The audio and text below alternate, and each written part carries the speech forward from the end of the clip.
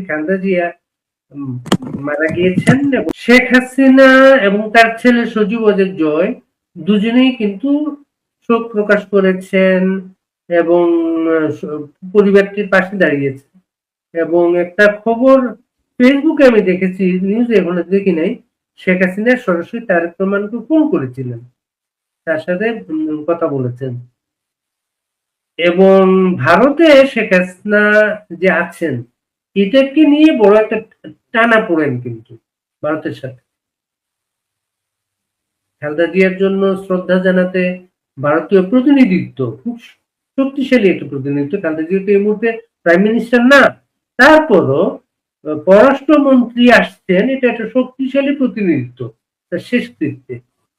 এখানে শেখ হাসিনার সাথে ভারতের যে সম্পর্ক, এটা কি কোনো পরিবর্তনের ইঙ্গিত আছে, না এটা একটা রাষ্ট্রাচার হিসেবে আপনি দেখবেন? আপনার প্রশ্নের মধ্যে তিনটে প্রশ্ন মূলত আছে। এক হচ্ছে হাসিনা এবং ভারতের লিডারশিপের সম্পর্ক, তার অবস্থানের জায়গাটা। দ্বিতীয়ত হচ্ছে যে হাসিনা আওয়ামী লীগ বিএনপি সম্পর্কের জায়গাটা।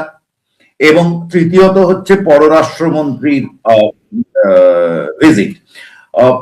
ভারত বাংলাদেশে যেভাবেই দেখুক না দেখুক সেটা অন্য প্রশ্ন, কিন্তু একটা বড় দেশ হিসেবে, একটা আঞ্চলিক শক্তি হিসেবে তার পররাষ্ট্রমন্ত্রী যখন যান বাংলাদেশে, তার গুরুত্বটা অপরিসীম থাকে। সর্বক্ষণ প্রধানমন্ত্রীকে যেতে হবে তা নয়। আর দ্বিতীয়ত হচ্ছে যে আপনার মনে থাকতে পারে যে মোদী যখন প্রধানমন্ত্রী হন, মোদী নিজে গেছিলেন ভুটান, প্রথম ভিজিট। আর আমার পররাষ্ট্রমন্ত্রী তখন ছিলেন সুষমা স্বরাজ, তার প্রথম ভিজিট ছিল ঢাকা। সুতরাং নেবারহুড ফার্স্টের জায়গা থেকে পররাষ্ট্রমন্ত্রী সেখানে যাচ্ছেন, নেবারহুড ফার্স্ট। এটা যদি দূরের, আপনি কিছুদিন আগে ইরানে একটা ঘটনা ঘটে, একটা মৃত্যুর ঘটনা ঘটে, তখন কিন্তু পররাষ্ট্রমন্ত্রী বা প্রধানমন্ত্রী কেউই যাননি, তাদের আরেকজন মন্ত্রী গেছিলেন, আমার যতদূর মনে পড়ে নীতিন গাডকারি গেছিলেন সেখানে। তো সুতরাং এই বাংলাদেশের দিক থেকে এটুকু দেখার আছে যে ভারতের পররাষ্ট্রমন্ত্রী কাউকে পাঠাননি, তার জুনিয়র মিনিস্টারকে পাঠাননি, নিজে আসছেন। দ্বিতীয়ত হচ্ছে যে ভারত এবং হাসিনার সঙ্গে ভারতের যে লিডারশিপ, সেটা কংগ্রেস বিজেপি যারা ক্ষমতায় ছিল, তাদের সকলের সঙ্গে একটা সম্পর্কের জায়গা আছে, যেটা রাজনীতির পরেও ব্যক্তিগত সম্পর্কের জায়গায় গেছে। কেমন? এটা তার কৃতিত্ব, এটাকে ছোট করে দেখার কিছু নেই। এটা তার কৃতিত্ব যে তিনি ব্যক্তিগত সম্পর্কের জায়গায় নিয়ে যেতে পেরেছেন। ফলে সেটা আমার মনে হয় না সেটার অবস্থানগতভাবে সেটার সঙ্গে কোথাও বিরোধ আছে। ভারত শেখ হাসিনাকে ফেলে দিয়ে, যেগুলো খুব সাধারণ যুক্তি মনে করা হয়, ভারত শেখ হাসিনাকে ফেলে দিল, দিয়ে তারেক জিয়াকে ধরে নিল। বাংলাদেশে এই ধরনের কথা হয় যে এই তো তারেকের পায়ে পড়ে গেল, কেউ বলবে ভারত তারেককে আসতে, এই জাতীয় সমস্ত কথা হয়। এগুলোর তো আমাদের কাছে কোনো মূল্য নেই, মানে এগুলোর রাজনৈতিক অর্থে কোনো মূল্য নেই এগুলোর। সুতরাং ভারত বলেছিল যে বাংলাদেশে নির্বাচন চায়, ইনক্লুসিভ নির্বাচন চায়। সে বারবার বলেছে ইনক্লুসিভ নির্বাচন চায়। ইনক্লুসিভ নির্বাচনের অবশ্যই যেখানে আওয়ামী লীগ 30-40% তার ভোট শেয়ার, তাকে বাদ দিয়ে কোনো ইনক্লুসিভ নির্বাচন বাংলাদেশে হবে না। এটা আমি একটা ফেসবুক পোস্টে বলেছি যে 2024-এর যে ইলেকশন হয়েছে, যেখানে আওয়ামী লীগ ডামি ক্যান্ডিডেট দিয়েছিল এবং যেটাকে কাগজের এডিটররা সেটাকে ডামি ইলেকশন বলেছিলেন। কেমন? তো 2026-এর ইলেকশনটা ভাই ভাই ইলেকশন হয়ে গেছে। একই জিনিস হচ্ছে, আপনি ভালো করে দেখুন, খালি আপনাকে কে সাপোর্ট করছে কে সাপোর্ট করছে না সেইটুকু আপনার বদলে গেছে, আর বাকি কিচ্ছু বদলায়নি। তখন আপনাকে আমেরিকা সাপোর্ট করেনি, এখন আমেরিকা মুখ বন্ধ করে বসে আছে, অথচ এটা ইনক্লুসিভ নয়, সবাই জানে এটা। সুতরাং এই জায়গা থেকে ভারত সরছে না যে এটা ইনক্লুসিভ ইলেকশন হয়নি। বরং আমার মনে হয় এই ইলেকশনটা হওয়ার পরে বিএনপির বা বাংলাদেশের কারোর আর কোনো কিছু বেশি বলবার থাকবে না হাসিনার বিরুদ্ধে। এটা ইনক্লুসিভ নির্বাচন নয়। দ্বিতীয় জায়গাটা হচ্ছে যে বিএনপির সঙ্গে সম্পর্ক। আমি আপনার এখানে বোধহয় আগের দিনও বলেছি যে বিএনপির সঙ্গে ভারত সম্পর্ক কিন্তু এটা একটা মিসনোমার, যেটা রাজনৈতিক উদ্দেশ্যে ছড়ানো হয়, বলা হয় যে ভারত আওয়ামী লীগ ছাড়া কাউকে চেনে না। আমি জানি না এটা এটা মানে জানি কেন, কিন্তু মানে আমি বলবো এটা খুবই ক্ষুদ্র রাজনীতি হয়।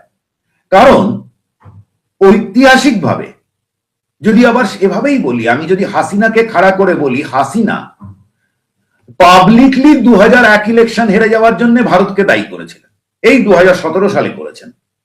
কেমন পাবলিকলি না, প্রাইভেটলি উনি 1991 সালের ইলেকশন হেরে যাওয়ার জন্য ভারতকে দায়ী করেছেন।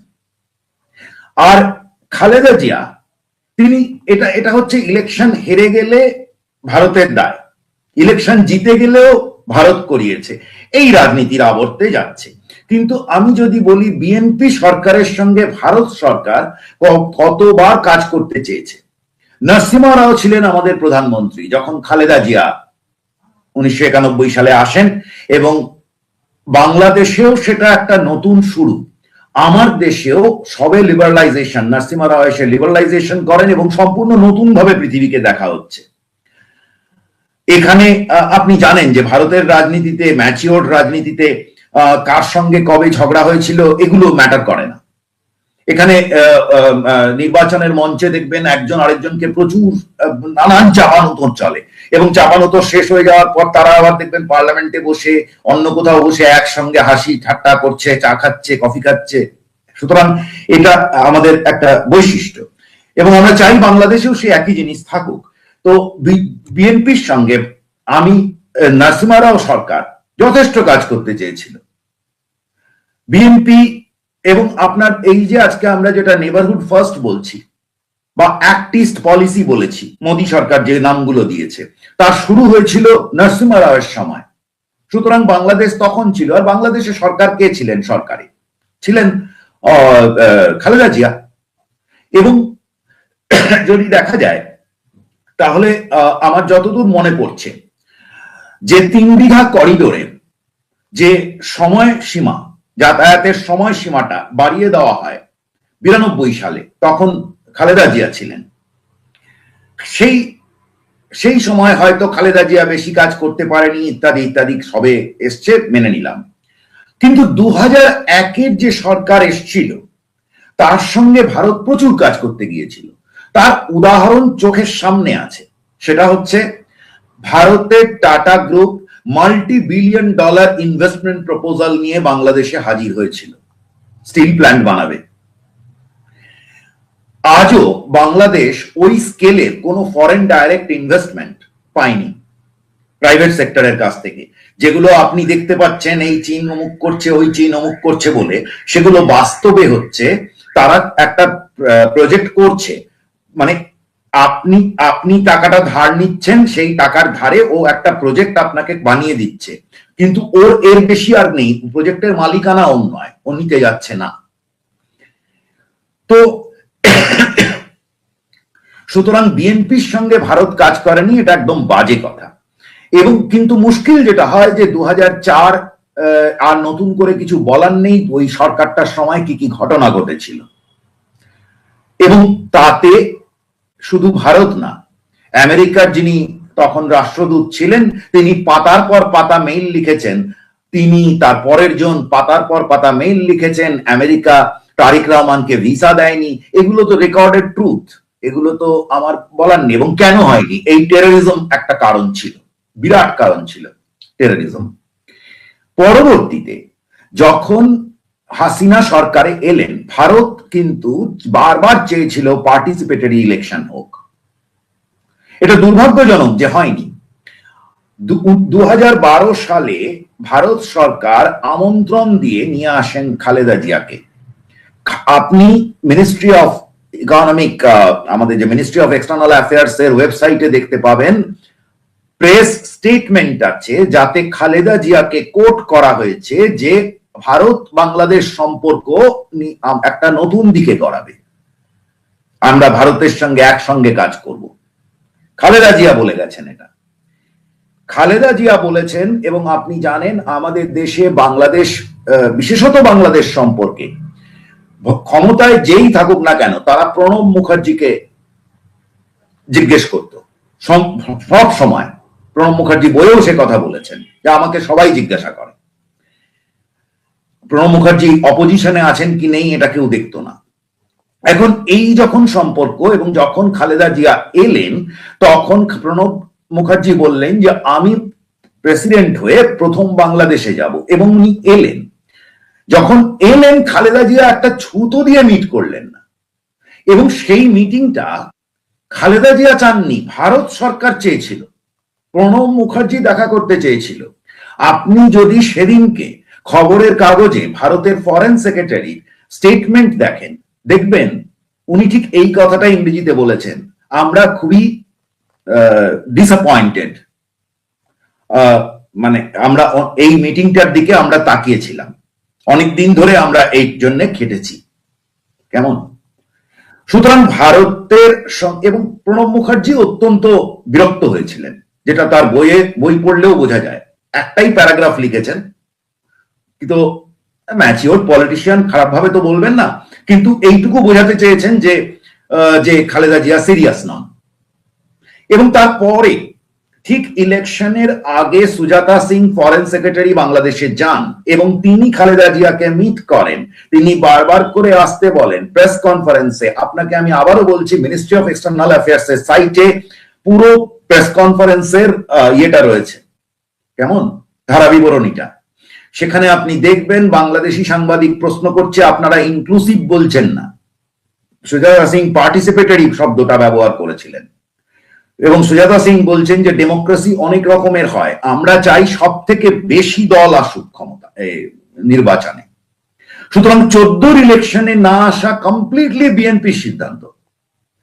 18 ইলেকশনে বিএনপি কে আনার জন্য ভারত কতটা খেটেছিল সেটা আমি ব্যক্তিগতভাবে জানি।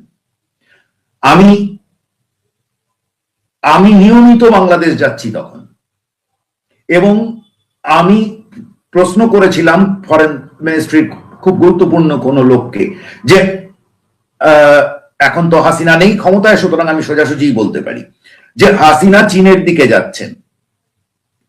হাসিনা যদি সম্পূর্ণ ক্ষমতা ইউনিল্যাটারাল পাওয়ার ভোগ করে তাহলে আমাদের কি লাভ? আমাদের প্রজেক্ট গুলো সাফার করছে।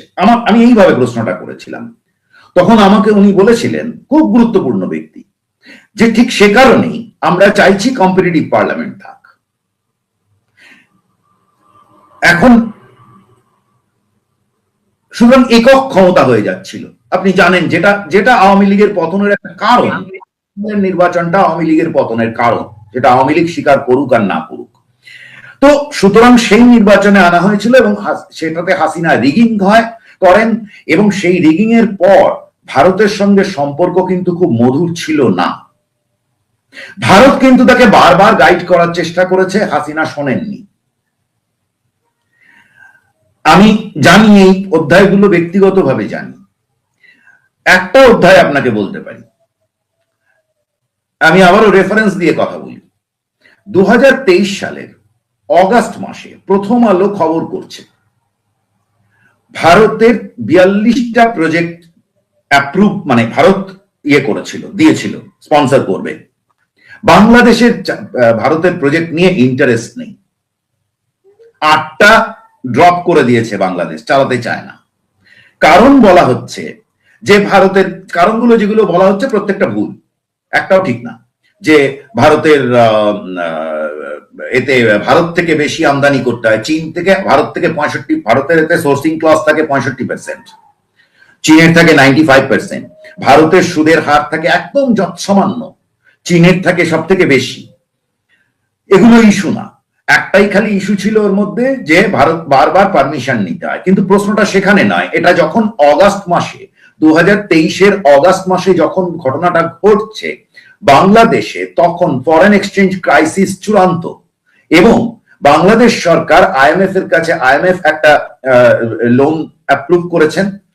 আইএমএফ এর সেই লোনটার জন্য আইএমএফ যে শর্তগুলো দিয়েছে সেই শর্তগুলো পূরণ হচ্ছে না পুরোপুরি। বাংলাদেশ সেই মুহূর্তে ভারতের কাছ থেকে $1.5 বিলিয়ন এইড চাইছে, আমি ব্যক্তিগতভাবে জানি এটা। এবং সেপ্টেম্বর মাসে হাসিনা যখন আসেন তখন হাসিনার দুটো চাওয়া ছিল, সবাই জানে এটা। এক, যে পলিটিক্যালি আমেরিকার সঙ্গে যে সম্পর্ক সেই জায়গা থেকে ভারত কিছু করুক। দ্বিতীয়ত হচ্ছে যে ইকোনমিক ভারত এইড দিক। ভারত এই ইকোনমিক এইডটা দেয়নি, তার আগেই ভারত শ্রীলঙ্কাকে বাঁচিয়েছে। এর মাঝে আরো বহু ঘটনা আছে, আমাকে বলতে বললে আমি উদাহরণ দিয়ে দিয়ে বলেই